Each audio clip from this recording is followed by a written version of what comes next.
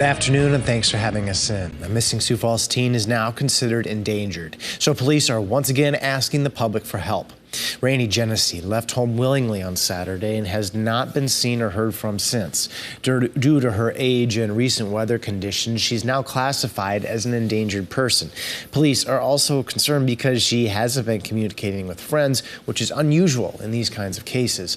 Rainey was last seen wearing a black sweatshirt and gray sweatpants. It's unknown if she has a coat with her. Sioux Falls police are encouraging anyone with any information to give them a call. New legislation is on its way to the State House of Representatives that would give more protection for people working in South Dakota schools. The bill calls for an increase in criminal penalties in cases of simple assault or aggravated assault if the assault was committed against any school employee during a school activity. School employees will be added to an already protected class that includes law enforcement officers, firefighters, and other public officers. After 6 weeks and thousands of loads of snow, crews are not done cleaning up after the early January storm that dumped more than 14 inches of snow on Sioux Falls. Street Operations Manager Dustin Hanson says they're still cleaning storm inlets and picking up snow, and the overall numbers are staggering. We've hauled in about 22,000 loads over this winter, over about a month-and-a-half period. Typically during a snow alert, we'll haul about 1,000 loads if it's enough snow. So it's a substantial amount of snow that we've hauled. We'll tell you how much a cleanup of this magnitude costs later tonight on KELOLAND News. Sticking with weather, it looks like it's a relatively warm weekend ahead for us, right, Scott? Yeah, we'll slowly get out of this cold air that we are in for the moment in eastern South Dakota, where temperatures today single digits and teens for afternoon highs. We'll eventually start to see numbers back to the 30s in the east. And 30-degree weather is what we have right now in Rapid City. We're at 33, mostly sunny skies overhead. Rapid City with a light north wind at 7 miles per hour. 26 currently in Pierre. We have 18 in Mitchell, 17 in Sioux Falls, 9 in Aberdeen, currently 13 in Watertown. Winds are light, 5 to maybe 15 miles per hour. You can see that showing up in Minnesota and Iowa, where we do have a couple of these wind chills in the minus single digits, down to -5 in Aberdeen, -3 in Marshall, -3 in Worthington and Sisseton. So let's look at the wind chill. Our actual air temperature today, probably in the teens and 20s in eastern and southeastern KELOLAND. 33 today in Pierre and 37 in Rapid City. So we'll slowly get rid of this cold air. We will warm for this weekend. We'll try to continue that into early next week, but look what happens. As we hit about midweek, we'll have another surge, a reinforcing shot of cold air coming in around midweek of next week, and then that will last probably as we go through much of next week. I wouldn't be surprised if that just sticks around for the end of February and even going into March. In the meantime, this weekend, we'll slowly try to warm. Numbers do return to the 30s in eastern KELOLAND. We're talking 40 and 50-degree weather in central and western South Dakota. I'll have more details on a KELOLAND live Doppler forecast coming up. Thank you, Scott. U.S. health advisors are recommending that the overdose-reversing drug known as Narcan be made available over the counter to help combat the nation's opioid crisis.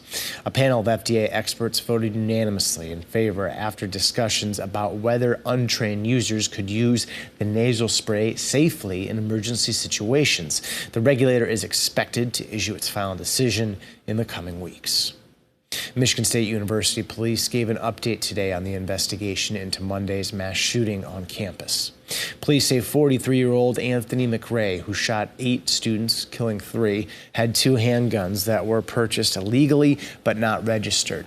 The 9mm guns, ammunition, and a 2-page note were found with McRae when he killed himself Monday night after being confronted by police. The 5 injured students remain in critical condition but were showing signs of improvement.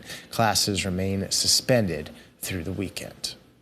After a 7-month investigation, the nation is finally seeing the intro and conclusion of a report on former President Donald Trump and his allies' efforts to overturn the results of the 2020 election.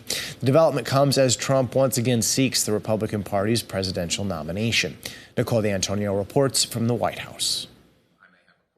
On Thursday, Fulton County Superior Court Judge Robert McBurney in Georgia issued part of a grand jury report about efforts by former President Trump and his allies to overturn Georgia's 2020 election results. As I said early on, There'll be no rash decisions. There's not going to be an order that pops out. The investigation was first sparked by an hour-long phone call in January 2021. During that conversation, Trump asked Georgia Secretary of State, Republican Brad Raffensperger, to find the votes he needed to win Georgia. Look, Brad, I have to find 12,000 votes, and I have them. The grand jury looked into efforts by Trump allies to pressure Fulton County election workers to falsely admit to tampering. Among them, Ruby Freeman, who testified before the January 6th Congressional Committee.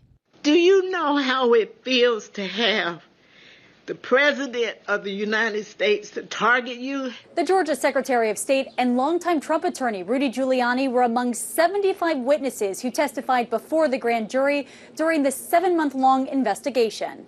Fulton County District Attorney Fani Willis is still considering whether she will seek indictments. The district attorney and her team are truly looking under every stone. Gwen Keys Fleming is a former county district attorney in Georgia. She says Willis could be looking at a variety of charges, potentially even for former President Trump, who has repeatedly denied any wrongdoing. There is a substantial likelihood of some real criminal or possible criminal liability here.